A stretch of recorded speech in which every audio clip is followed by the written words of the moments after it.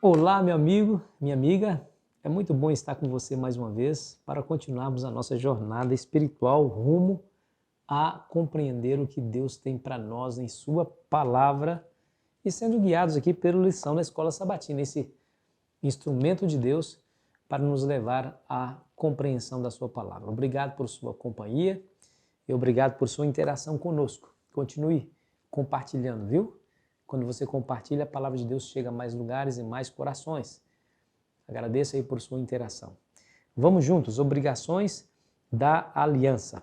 Vamos ao texto bíblico de hoje, que está lá em Gênesis capítulo 18, versículo 19, que diz assim: Porque eu o escolhi para que ordene aos seus filhos e à sua casa depois dele, a fim de que guardem o caminho do Senhor e pratiquem a justiça e o juízo, para que o Senhor faça vir sobre Abraão o que lhe prometeu.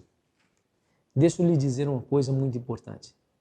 Deus estabelece aliança com Abraão com a finalidade de manter com Abraão e a descendência de Abraão um relacionamento íntimo. Esse é o propósito por detrás da aliança.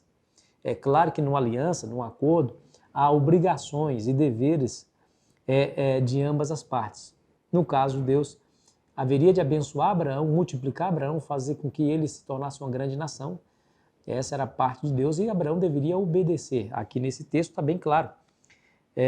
Diz, a fim de que guardem o caminho do Senhor e pratiquem a justiça e o juízo. Aí ele dá uma condição para o cumprimento dessa aliança.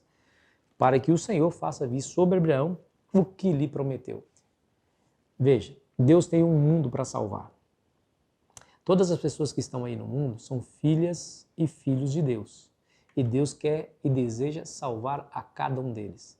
Deus então estabelece uma aliança com um ser humano chamado Abraão e faria de Abraão uma grande nação a fim de que essa nação alcançasse a outras nações a fim de que todos pudessem ser salvos ou pelo menos uma grande parte pudesse ser salvo.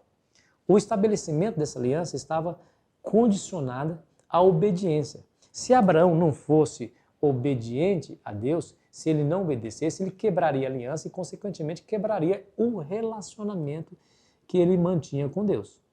E isso deveria ser muito trágico, porque Abraão perderia essa oportunidade e Deus teria que prover outro meio para salvar o mundo. Graças a Deus que Abraão se tornou obediente, praticou aquilo que o Senhor Jesus, ou o Senhor Deus, lhe pediu.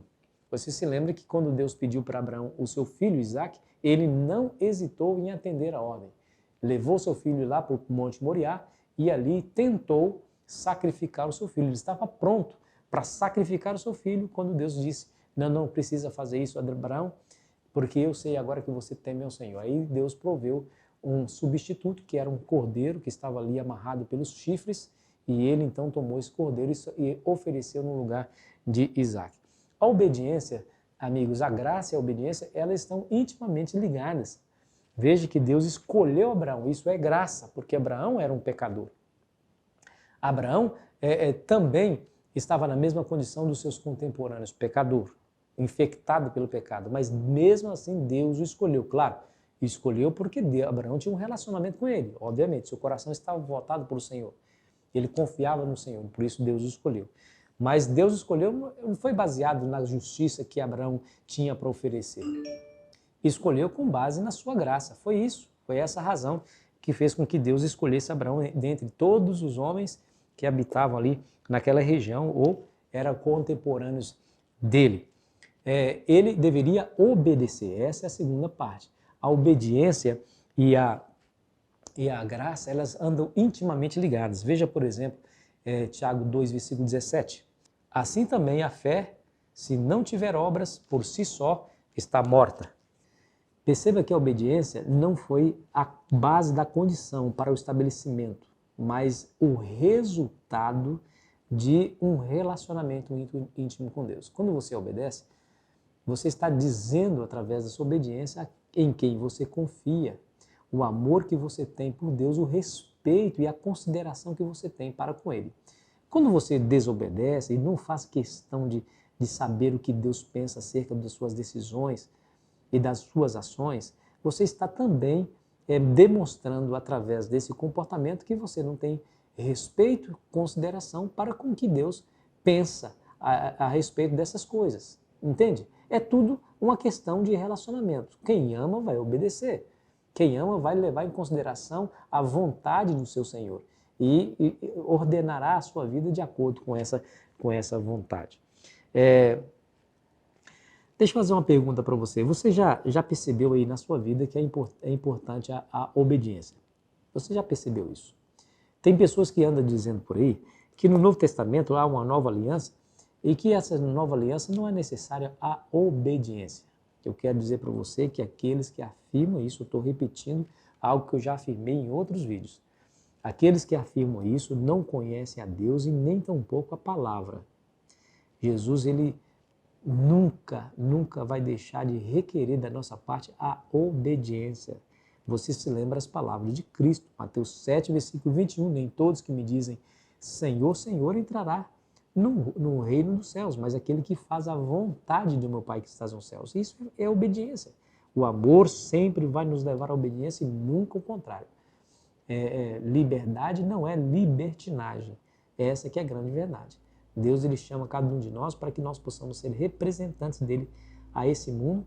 Quando nós nos relacionarmos intimamente com o Senhor, esse relacionamento fará com que nós tenhamos condições de dar um testemunho verdadeiro e eficaz e irresistível às pessoas que estão ao nosso redor. Meu amigo, minha amiga, Deus também estabeleceu uma aliança comigo e com você. A obediência nesse processo é muito importante, porque demonstrará às pessoas onde é que está o nosso coração, a que Deus nós servimos e como nós servimos. Nós não podemos dar razão para os inimigos do Evangelho quando eles dizem que nem os cristãos conseguem fazer o que Jesus pede. Nós não podemos fazer isso. É possível obedecer a Deus pela graça, pela misericórdia, pedindo a Ele que habite em nós e através do Espírito Santo nós possamos produzir frutos dignos de arrependimento, sabe? Ele deseja que nós vivamos dessa maneira, porque somente a viver dessa maneira que o nosso testemunho de fato será verdadeiro, que ele será aceito pelas pessoas que estão aí fora. Fé e obras, elas andam juntas. Não porque as obras te salvam, nada disso. É porque as obras são frutos do relacionamento que você vai ter com Jesus. Estando perto de Jesus, você vai pensar como Jesus, vai amar como Jesus e vai agir como Jesus, de maneira natural. Quer ser melhor? Aproxime-se de Jesus. Esse é o grande segredo.